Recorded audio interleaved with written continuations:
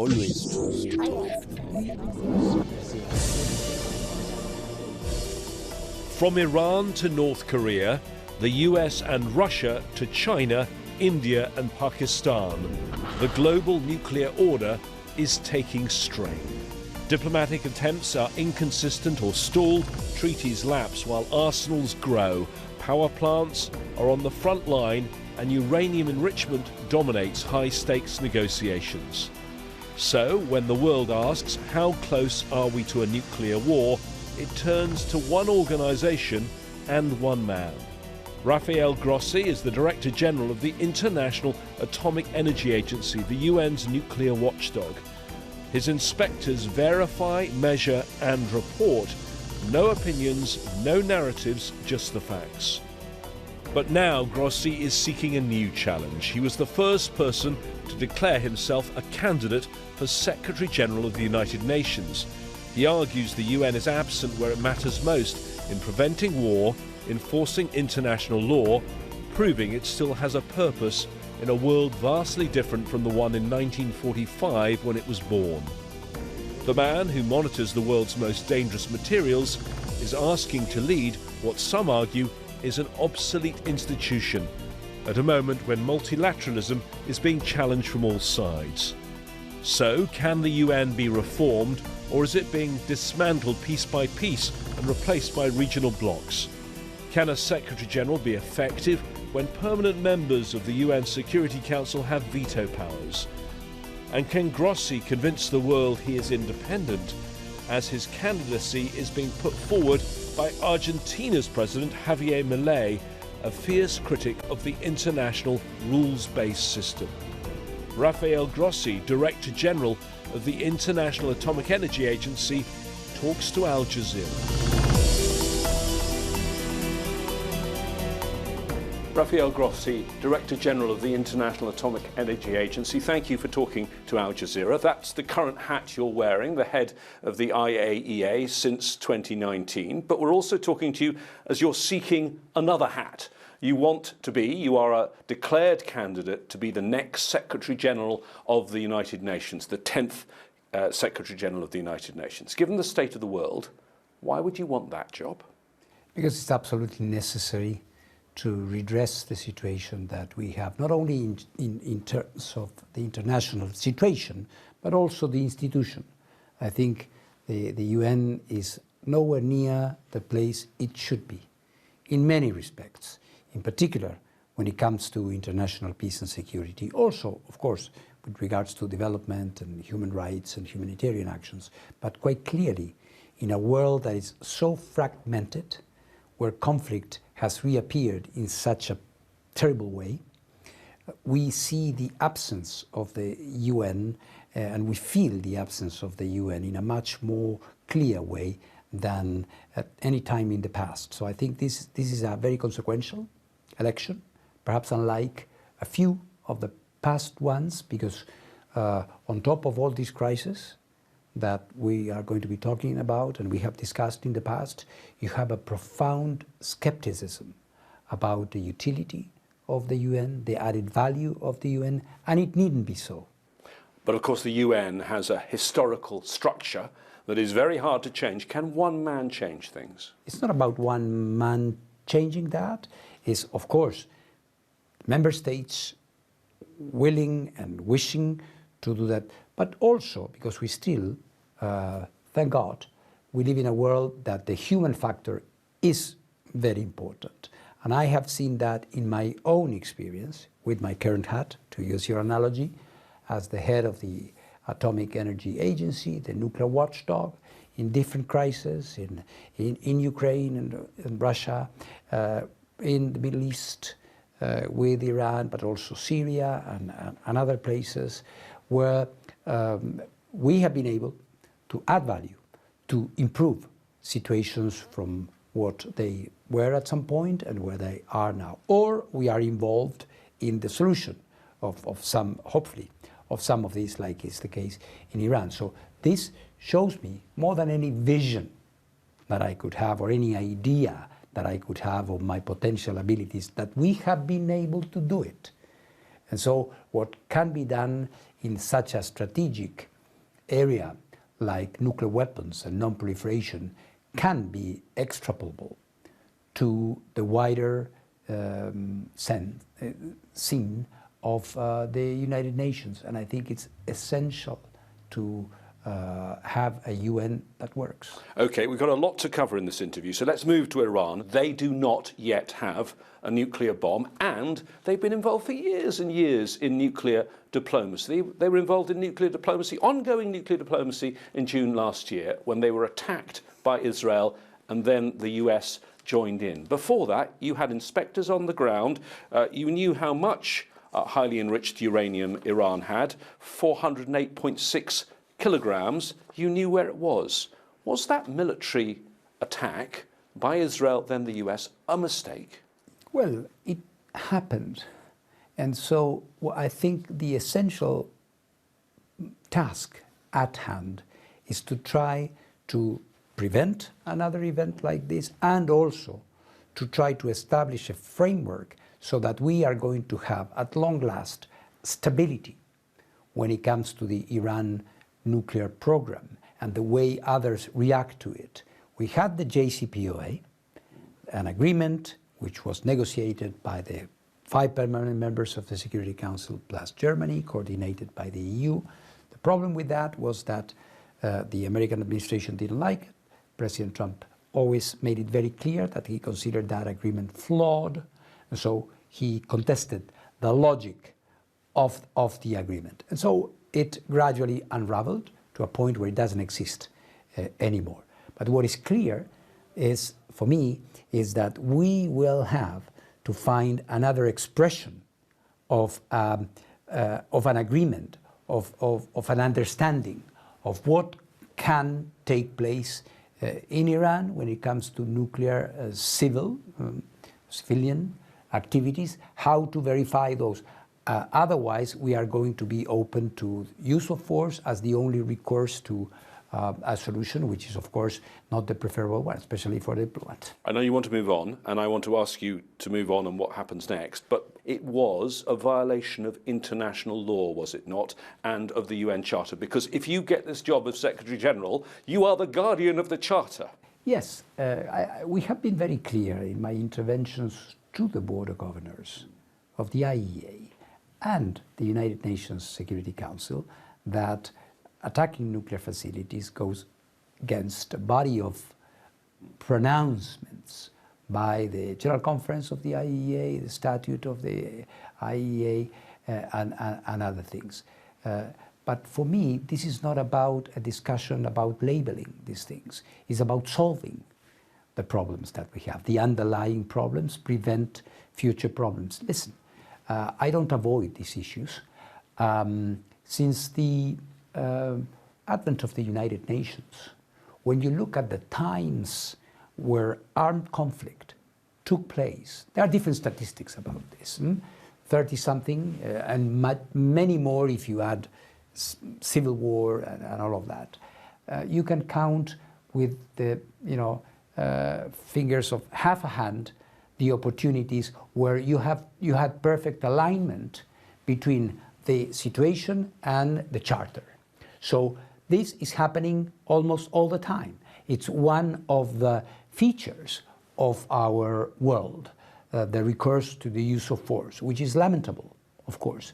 What we have to do is to prevent those from happening in the first place, and in the second place, when something like this happens, try to attack the root of the problem to prevent more war and destruction. And it looks like there is diplomacy underway again between the US and Iran. Yeah. It looks like you're getting your inspectors back in. Is that right? We have been able to return to some of the facilities, not all, very important, because the ones that we really need to inspect, because the conviction that we have is that the material is still there under the rubble, but it's still there, is, of course, Natanz, Isfahan, and Fordow. Which is where you think most of it was? Yes, I think there is a general, quite a solid. So does it look like you'll get the inspectors back there? Is it promising? This is part of what we are negotiating now with Iran. But it's also, importantly, contingent to what may be happening or not at the bilateral or indirect proxy, or however you may describe it, talks between the United States and Iran. You want to be judged on your record on nuclear weapons. We've seen those two files where there's not any great positive progress. We've got now the New START treaty, the last remaining nuclear treaty between Russia and the US. That's expired. China's looking at nuclear tests, the US talking about nuclear tests. And on Ukraine, where you have a civilian nuclear power plant there on the front line, you've not got a resolution to that. So if I judge you on your results, I know it's not your fault. You're not starting these wars. But has your nuclear diplomacy been a success? Well, I think so, to the extent that we have been able to exercise our role.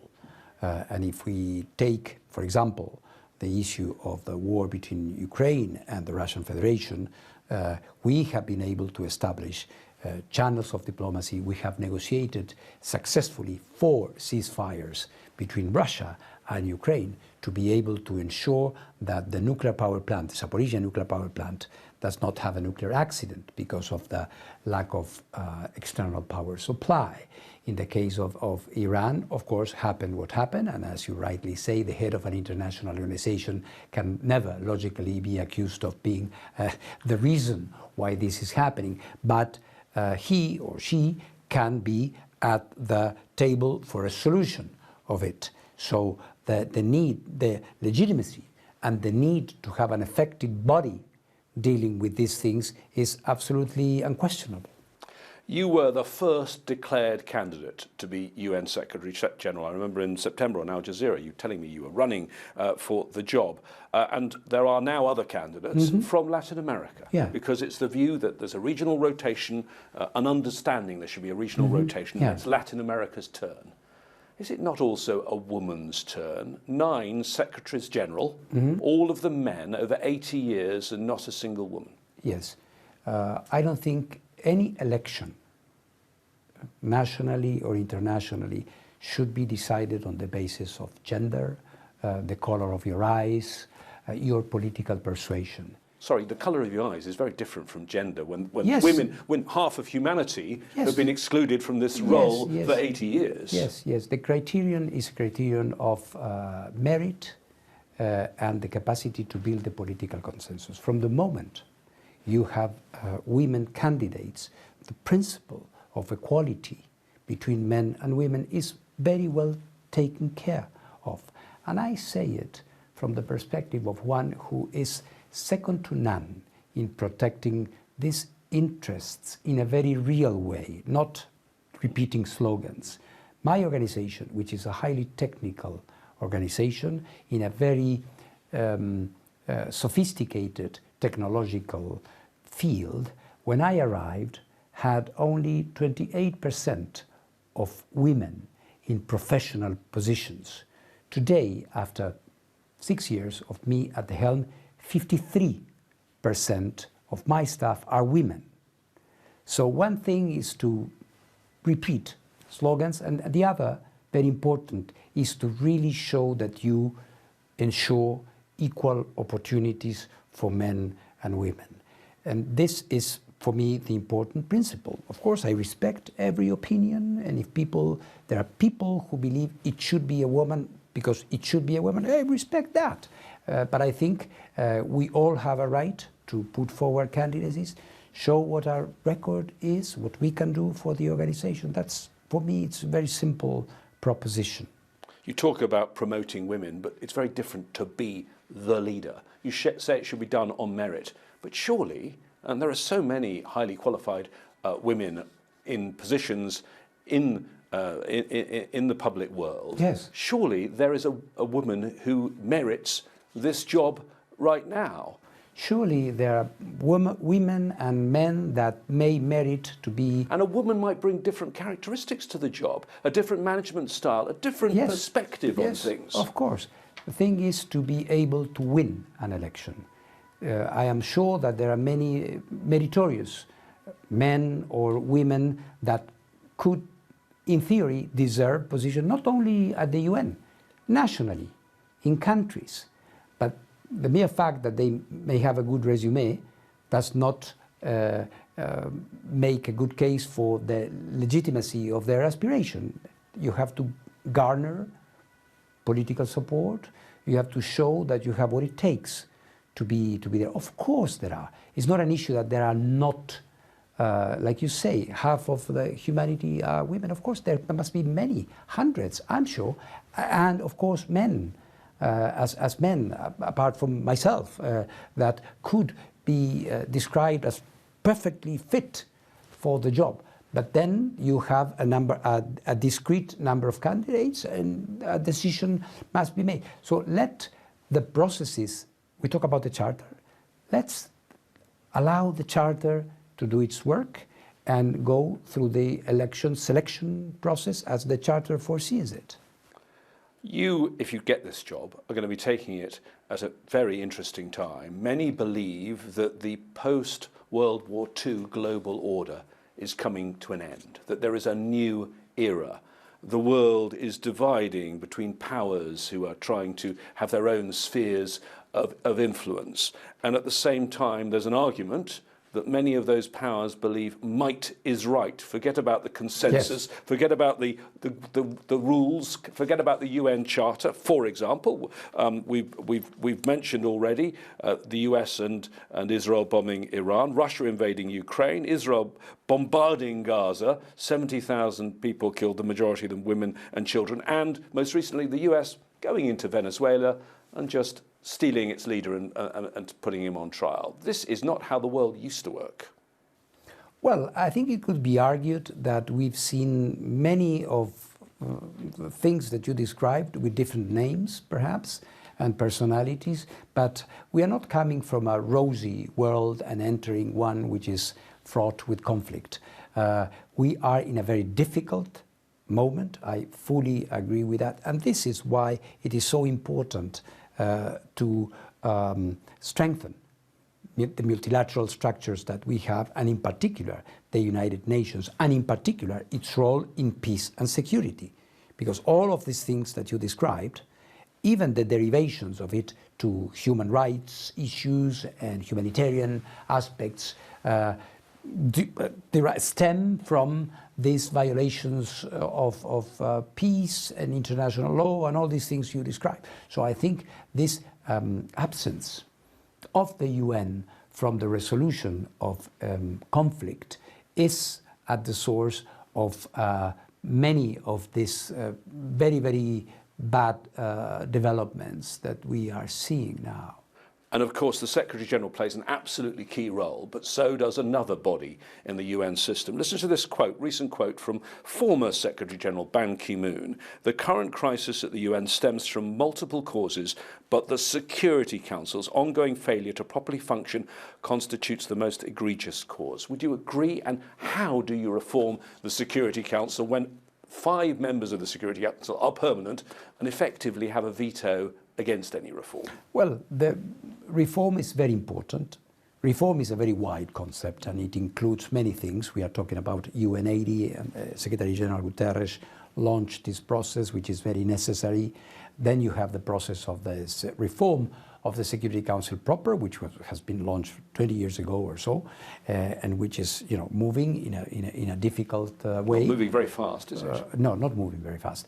But this is typically in the hands of member states. It's not in the hands of the Secretary General. It's the will of member states whether they can come to an agreement on that. No one denies that reform would be necessary. It is incredibly difficult because the Security Council, as we know it, was the result of a post-cataclysmic moment where certain important decisions and rules of the game were being set, and that was possible at that time. Now, coming to the same or a reformulation of some of these rules in out of a consensus, and countries yielding to other countries is extremely difficult. And we see how or why this is happening. Anyways, while we get to this reform, we should still work and not simply throw our hands up and say, well, because the Security Council is not being reformed and it's not working properly, there's nothing we can do.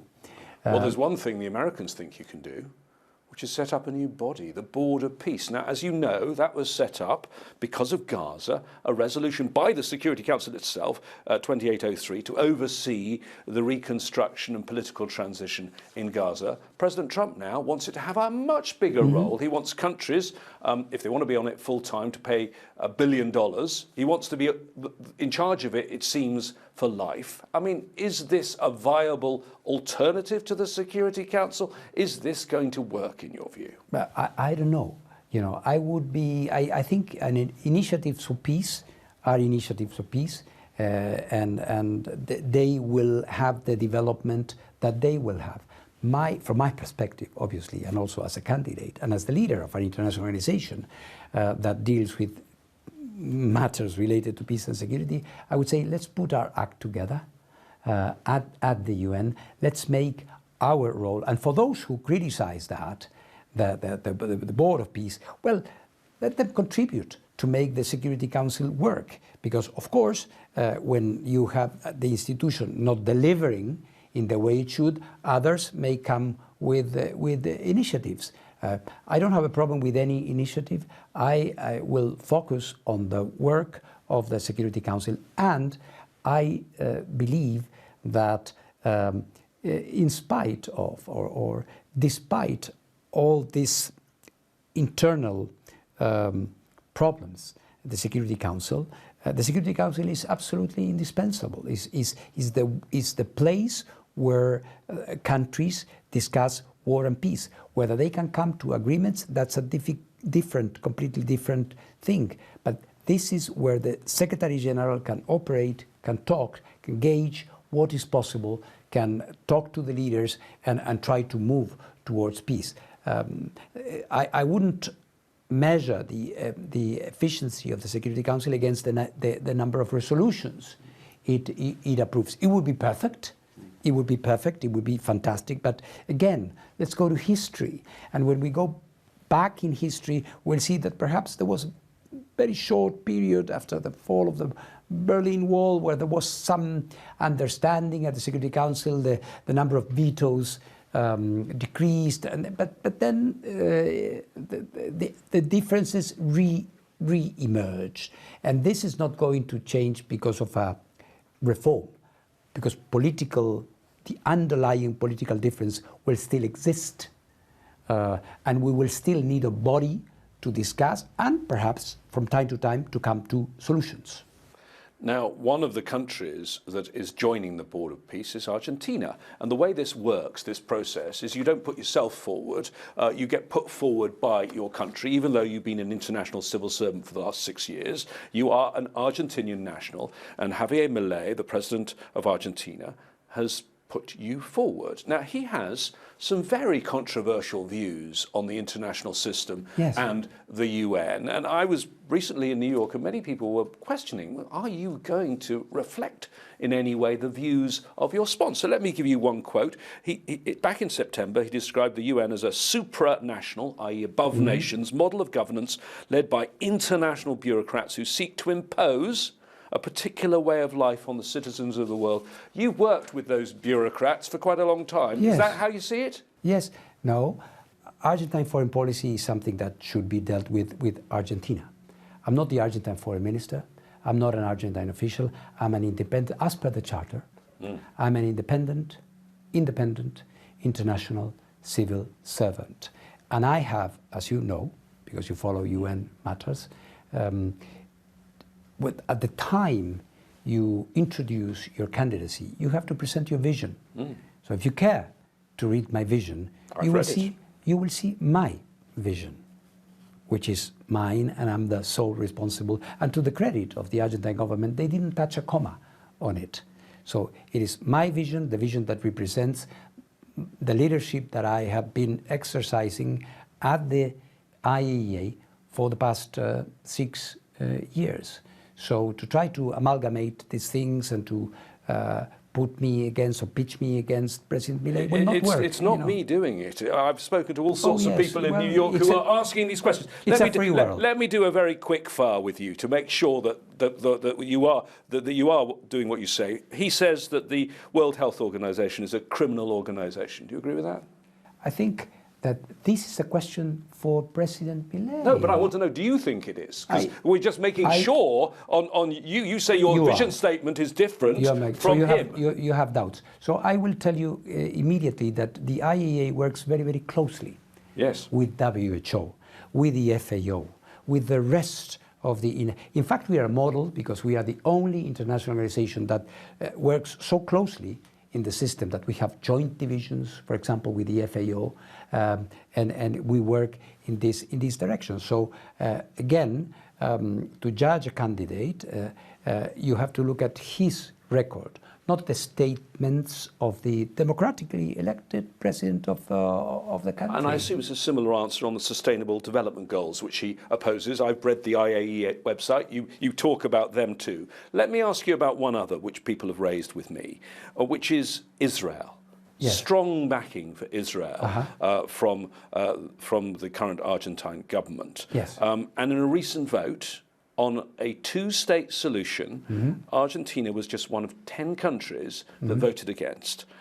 You are being sponsored by someone who doesn't believe in a two-state solution. And that, of course, has been the centre of the UN's position since the Oslo Accords 1993. Exactly. I'm assuming you still support a two-state solution. I just want to get it on the record so the world knows. It is very clear. The position of the United Nations is very clear. We need still to be able to come to operational solutions to the problems that we are seeing in Gaza, in Palestine, and in general in that part of the world. And I work very, very closely with the Arab group in my organization, and my organization is responsible for a very key matter that goes to the heart of the Arab region in general when it comes to peace and security, and we work very, very well. So again, you may try to continue quoting the president of Argentina as many times as you wish. My vision is my vision, and I think that is very clear. You have said, and you told me earlier on, that you're not happy with the way the UN is operating at the moment. It is not operating to its full potential. It's not functioning as it should. In your view, then, is the current Secretary-General partly to blame? Absolutely not. How can we say that? Antonio Guterres is a great statesman. He has been dealing with a very intractable international situation. Now he is laying the foundations of reform through UN80, which is a first step, of course, which will have to be continued. So I think times in history demand certain types of leadership. He incarnated that. I remember when he was elected in 2016, lots of hope in his wisdom to do the job. And I think he will be leaving a legacy of great respect for his work. Now we are having different conditions, different situations, and we have to tackle them energetically. Rafael Grossi, thank you for talking to Al Jazeera. That was a great pleasure, as always. Thank you very much. Thank you.